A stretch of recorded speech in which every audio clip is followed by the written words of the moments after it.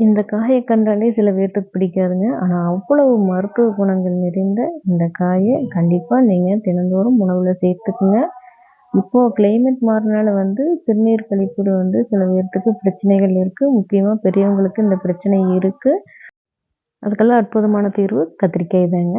ஆமாங்க. இன்னைக்கு கத்திரிக்காய் பத்தி தான் நம்ம பார்க்க போறோம்.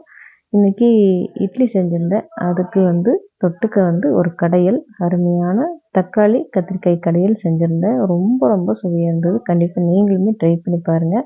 குழந்தைகளுக்கெல்லாம் இந்த மாரி சத்துக்கள் இருக்கிற காய்கறிகள்லாம் முதல்ல இருந்தே குடுத்து பழகிருங்க. அவங்க நல்லா சாப்பிட்டு பழகிக்குவாங்க.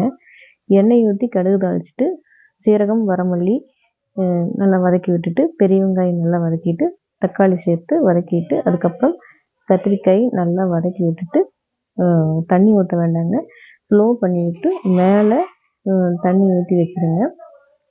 அந்த ஆவியிலேயே நல்லா வெந்துரும். அதுக்கப்புறம் எடுத்து உப்பு சேர்த்து கடைஞ்சோம்னா, அருமையான சுவையில் தக்காளி, கத்திரிக்காய் கடையல் ரெடி.